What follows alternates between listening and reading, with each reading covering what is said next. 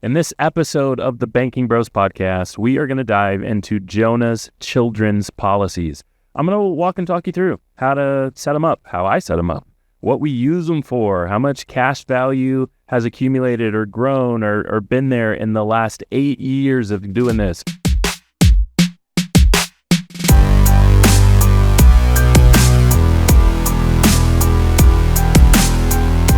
If you are a parent out there, or maybe a grandparent, or maybe you're just a really involved aunt or uncle, you've got to stay tuned for this episode because this can give you some ideas, a little bit of a framework on how you can set up infinite banking style whole life insurance policies for the next generation. So in this episode, we are walking and talking through Jonah's 3 children and what he did in order to set those policies up for their financial future and success. Let's go.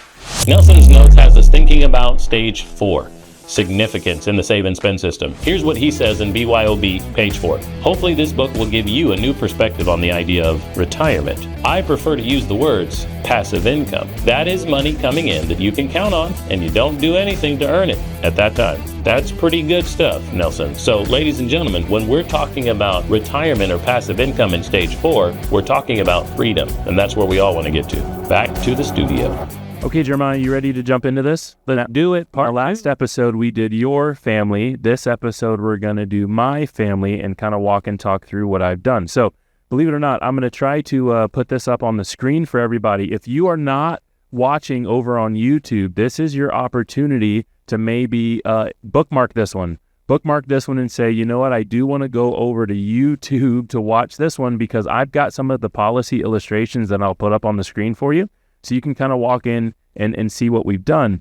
But let me first start off with my oldest. So my oldest, his name is Jalen. He's a boy. He is wrapping up 2nd grade right now. Real excited to be in 3rd grade coming up here. I had to break it to him the other day. I told him, hey, man, I think 3rd grade is a hard one. Yeah, don't they change? It's not primary school anymore. Yeah, it's now elementary. I was like, hey, heads up. Yeah. I think 3rd grade's like, they coming for you. Yeah, like it's a little tougher. We do like you have to do homework for real. Yeah. You know? And he was like, it'll be fine. I really haven't learned anything yet. That's not like okay. Yep. All right. I told you. He's a smart boy. He's very smart. He'll be fine, but I didn't want him getting into, I don't want him going to 3rd grade thinking it was like 2nd or 1st. Well, we just got to keep the summer. We got to keep learning throughout the summer. For when he started 2nd grade, it's a little bit of a tangent. We're getting into policy, I promise. But when he started 2nd grade, he says, my teacher said 2nd grade will be a review of 1st and K5. I won't learn anything new all year. She said that and he remembered. Yeah, well, she said that like first day. And so he kept that mantra for 2 months. Like, I won't learn anything new. It's fine. And then I asked him, 3 months in, you learn anything new? And he was, yeah. That sort of, he's 8. He's a fun guy. But anyway, okay, I started this policy. If you are watching, you can see it here. If you are listening, I will read it to you. This policy started back in 2018 when my 8-year-old was 0 years old. You can kind of see that right listed on the top of the document here. And what I did is I started this policy for about $300 a month. So this is a little bit seeing into the future. I have 3 kids and I started all of their policies at $300 a month. Now, here's the kind of catch. Last episode, if you remember, we talked about how Jeremiah's kids, he had to do different premiums because a lot of times for children, the insurance company wants the death benefit to match. Right? Yep. And so if you've got kids, then one of them's 5 and one of them's 14 and one of them's 8 or whatever, a lot of times you cannot do the same premium because they wanted the death benefits to match. But I've got a little bit of a unique situation because I started these policies on all of my kids when they were just a few months old. And so there was one child when I started Jalen's policy. There was one child for, when I started my 2nd, there was 2 kids, but my first kid's policy was already established. And it started when he was like 0 years old. Exactly. So, like my daughter was already 2.5. Exactly. When I saw this concept and wanted to start on her. So that means that her brother, who was 6 months old at the time, and then the next kid who I wanted to start, and the next kid who started at 3 months old. You see what I'm saying? That's right. They were different ages. Yeah, so I guess what I'm kind of maybe saying is my 3 children were not all in underwriting at the same time, where when you were getting it, they were more closely like, maybe not the same time, but they were more closely related to like, they're alive and well and kicking, and the insurance company has questions about the other kids. where I didn't have those questions. Right, because your first kid was 0 years old when you started. There you could just start everything. So we highlighted death benefit last episode. Let me do the same. So when I started this policy on my oldest, a $300 premium bought $294,000 of death benefit, right? $294 and some change. Now, when I started a policy on my second oldest, my daughter, when she was 0 years old, she's a girl, they also changed products in the meantime. We don't talk about that very often. It's not a big thing to kind of worry about, but my son's policy from the same company was this policy called Legacy Policy. My daughter's policy 3 years later was a policy called Whole Life, right? So it's like a different product. They switch some things. But the $300 premium bought a death benefit of $428,000. So same premium, difference of 3 years, difference of a product, difference of male and female. Right. And my death benefit was almost, I'm no good at math, but I think $130,000 different for my daughter than it was for my oldest son. Now, here's the kind of key and kicker. I had 3 years of owning a policy on my oldest before I started this one. So I had used that policy by taking loans, repaying loans, doing that doing our paid up additions, all the things that we are teaching you that you might know of, jumping back and forth. I've done all of that already for 3 years by the time that we got in. And then I've got my baby boy. He just turned 3. So his policy is 3 years old at the time. When I started his policy, you'll see even a different product. Instead of Legacy or Whole Life, I actually did a select product. It was available at the time of my daughter's, but I did not realize that I may or may not want that product. So I did a select policy, a select product, same $300 a month. And what that means is that this one was limited pay. So it actually doesn't go up to 121 years. You stop paying at 65 or 70 or 95 or 100 years old. So the other ones you're going to pay for the whole life. That's right. Yeah. That's right. This policy is a limited pay. Now the policy goes forever till they pass or till they're 121 years old. Yep. But you don't have to pay forever on this policy. Even in the older policies that you may have or that you just saw from my other two kids, you don't have to pay forever, but the paperwork will show the premium going in forever. There's a lot of different ways to offset the premium. Meaning it's getting paid, you're just not doing it out of your pocket, right? There's a lot of different ways to do that. If you've read Nelson Nash's book, the book that we talk about so often, the book called Becoming Your Own Banker, I've got a copy of it here on the shelf, and I'll hold it up for the folks on YouTube who maybe need to go and figure that out or go purchase that so you can read it. Almost every policy illustration in this book is some sort of premium offset, meaning the person paying for it only pays for 3 or 4 or 5 or 7 or 10 years, and then the policy continues to be paid for. They're just not paying for it anymore out of pocket. And so this policy on my youngest was like that. And you can see on all the policies, I started them when they were 0 years old, right? Nothing. $300 a month. They're all the same premium. And oh, there you go, right there. It's listed on the paperwork, Jeremiah. Premium paid till age 65 for this policy. Okay. But the death benefit, $259. So while my daughter got more than the boys, I think it's important to kind of point out that my oldest got more, $294, than even my youngest, $259, right? Yeah, sure. So there's death benefits all over the place, but the important piece about it, like we talked about last episode, is not what the death benefit is, it's how the death benefit continues to grow, right? How the death benefit continues to grow. So here's the fun part about it. My oldest, I'll go back to that policy. If you're looking or watching, just you can see some things here. It's $300 a month, $294 is where we started. I've had that policy 8 years now, right? Mm-hmm. We've used that policy for all sorts of fun stuff. Now, in my family, cash, money, it's all one pool, right? It's very similar to what Nelson teaches in the book. It's all one pool. I used to, when I first started, separate all the policies. Like this policy I'll use for taxes. This policy I'll use for Christmas presents. That was the category because my son is born in December. Yep. And so, like, why not use his policy for Christmas presents, right? And I'll earmark it. This is the policy we use for doing Christmas stuff. And for 2 or 3 years in a row, we flew somewhere. Not more than 2, 3, like 4 or 5 years in a row, we flew to where our parents were for Christmas. Right. And so I earmarked this policy to pay for that. Yeah. Does that make sense? I remember. But then I started to pool them all together because I started to realize money is just one big pool. It doesn't matter where it comes from. It just matters if you have control, how much of it you have control of. So what I've done now is I've pulled them all together, and I've started to use that policy the way that this book, Become Your Own Banker, illustrates. We talk about this book all the time. If you're unfamiliar with this book, we'll have a link in the show notes. You can grab yourself a copy on Amazon. I think it's running $20 at the moment. It's normally like 21 and change, right, on Amazon? I haven't bought one in a while. We buy them in bulk around here. Yeah, it's like $21 and change on Amazon. You can go ahead and get that. I would highly encourage you to read it, because this is everything that we're teaching came out of this book. There's nothing special about what I'm doing or what I've set up. I followed the instructions, right? Anyway, and what I started to do is, after I pulled it, I started to realize that it's all about just control, using the policy the way that it's intended, taking loans and repaying them. And so what's happened is there's been lots of growth inside this policy. Jeremiah, you've got the number up on your side. So it's my oldest policy.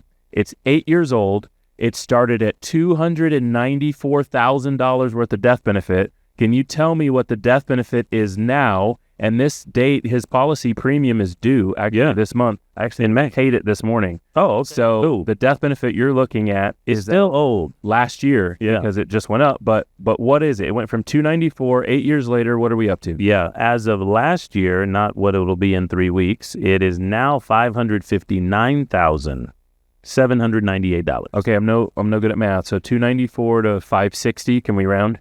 Yeah, well, 294 to math over here on my phone, I guess. Okay, so let's do that. $560,000, I'm rounding, minus 294 when he started. So this policy has grown by $266,000 since I've gotten the policy. That is so very close to double, is it not? Yeah. I mean, we so very close to double in 8 years. In 8 years, on a kid who's only 8 years old. On a kid who's only 8 Y'all years listening old. Out here? So what does that mean for my policy over the next 8 years? For his policy over the next 8 years, right? When he's 8 more years from now, he's 16. What's happening at 16 years old? You're buying your first car, maybe.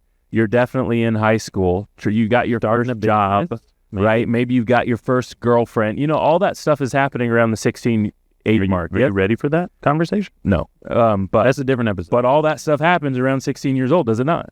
Yeah. Right. Okay. So here's the question. If we doubled his policy in the first 8 years, what can we do in the second 8? Right? Right. More than likely, it'll more than double again in the next 8. And here's why. It's because of dividends.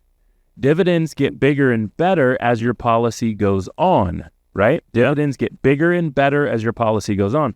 Not only that, I now know how to use that policy, where I didn't actually know very well how to do it when I first got it 8 years ago, but I now know how to do it. Okay, you're going to pull up. So let's do this. This will be fun. I'm going to scroll down to what the dividend was listed for when I got the policy, and let's take a look at what it is now. So on your screen, you're going to have a line item that's going to say last year's dividend on it. Yep. And on my screen, I'm going to scroll to this part of the policy illustration where they listed what the dividend was. So now remember, let me explain dividends here for a second while you look for that. Yep. Dividends are parts of the profits of the insurance company. We're looking at paperwork from a mutually held insurance company. And this mutually held insurance company has profits based on the general fund and portfolio returns of the insurance company, meaning all of our premiums go into the pot, the general fund. That general fund has to take care of future claims. That's right. It also has to take care of the janitor's salary. It also has to go get returns so it can pay the claims. Yep. Okay. So commissions come out of that general fund as well, and they pay off the agents and things like that. So if there's anything left over, which there has been at this company for over 147 consecutive years, it's not guaranteed, but it is so probable they'll put the numbers on the paperwork.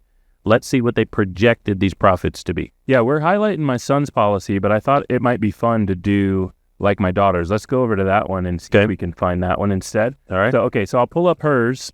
Again, if you're watching over on YouTube, you'll see it. But all I'm doing is scrolling down this document that they literally gave me back in 2020. Like on the day 1, day 0. Yeah, her birthday's in June. So I got this policy, what is that? 2 weeks after she was born. Love it. Right? This is dated. And so here's what's happening. I'm scrolling down my document. This is dated 6 years ago, which will kind of highlight to me what the dividend was supposed to be.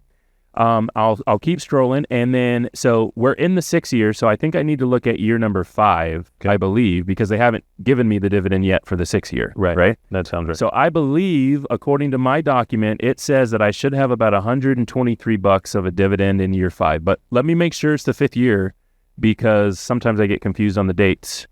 So we started in 2020. 2020 to 2021 is year 1. Yep. 1 to 2. 2 to 3, 3 to 4, 4 to 5, right? Yep. Year 5. Okay, so year 5, it said $123 was the projected dividend. How'd I do in real life?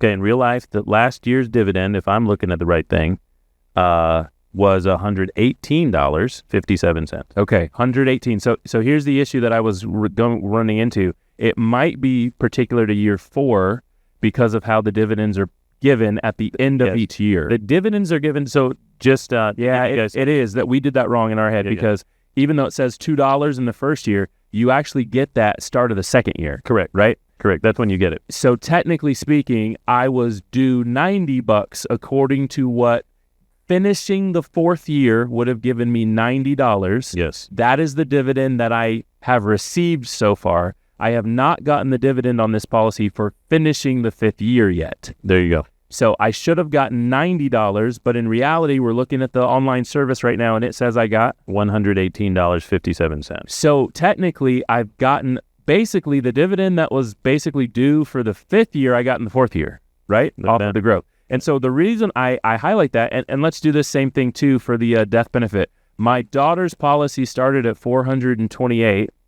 What is the current death benefit on my daughter's policy now? Do you have that up on your screen? Kind of pulling that up? Yep, I can get it. Right now, 428. Well, 428 is where it started. 428 is where it started. And we'll look at the last year's statement, right? Last year's statement, what did I get up to? You are now at a death benefit, and cash value has to grow into that, of $692,000. 692. I'm no good at math. All right, 270 or so, 260, 270. Okay, so it's 692 minus 428. 428,000 is 264,000. So here's what's crazy. Okay, I'm so glad we did this. My son's policy, my oldest policy, grew by about 260. Yes. In 8 years. Right. My daughter's policy grew by about 260 in 6 years. 5 years, technically. I'm in the 6th year, right? She hasn't turned 6 yet. She's 5. She hasn't turned 6 yet, so I might even be in the 4th year. The math gets crazy with dates, right? You guys are following. In basically half the time, I grew this policy the same as I grew the oldest policy. So hopefully that speaks to you just a little bit on, hey, I didn't say I always got it right. I said that I'm learning along the way. I'm learning with you guys on how to do this appropriately, how to grow these policies, but you can see what's possible in the policies. And the whole reason I brought up dividends in the first place is really just to say these policies are going to continue to grow and get bigger over time because of the dividend and because of my behavior, right? The behavior of the banker. This book that we've highlighted a few times in this episode is called Becoming Your Own Banker. That's me. That's your own. That's what that means, right? And my behavior as that banker dictates the growth. You can see from highlighting these two policies that in half the time, I've grown one policy the same as I grew the other policy. And the reason for that is because my behavior changed. I figured out what I should and shouldn't do and how it should and shouldn't operate. And so that's what I'd like to leave you with as you're thinking about starting policies for your kids or grandkids or nieces or nephews. Your behavior dictates how fast these things grow. The structure's there, the policy's there, but your behavior is all about having more or less or even to or equal to what's on that paperwork. It's all about the behavior of you, the banker, as you become your own banker. Today's top 5 is the top 5 habits that people who consistently build wealth tend to have. Now, coming in at number 5 is thinking long term. Wealth builders don't make decisions based only on today. They think in decades. They're willing to delay gratification because they understand the power of time and compounding.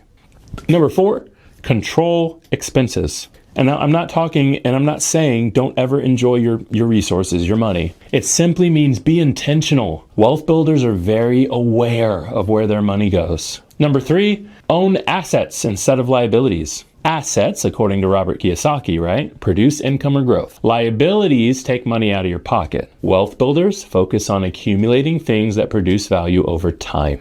Number 2 is continuously learning. Financial education does not stop after school. In fact, most people would argue that financial education starts when you get out of school. The most successful people consistently and constantly, they read, they study, they learn about money and how it works. And the number 1 habit is controlling your capital. The people who build the most wealth tend to maintain control over their money and how it's used. They do not give up their money to someone else's control, put it in a system where they cannot get to it, unless they have taxes and fees. They just don't do that. They always maintain control because they believe, with the intention and purpose that they possess, that they can do better, have more than the other guy can. And so that's today's top 5. If you like this episode, you are going to love our next one. In our next episode, we are going to interview one of our agents and a fellow infinite banking practitioner, authorized by the Nelson Nash Institute, Jesse Durham. He's got lots of channels and social media, Durham Talents. He does lots of cool things with his boys. He's got 3 boys now, just had a new baby and a daughter. And you know what? I've even heard that recently he's gotten into some money deals with his boys as they're raising chickens and all sorts of other fun stuff that they do on their family's land. So in the next episode, we're going to interview him and see how he's using his policies to influence his family as they live and leave a lasting legacy. We'll see you next time. You are now tuned to the banking bro. Said we couldn't make it, drink or settle, this the life we chose. Gave a lot of game, we never got a lot of things. Bow your head and say the prayer, we taught you how to be the bank.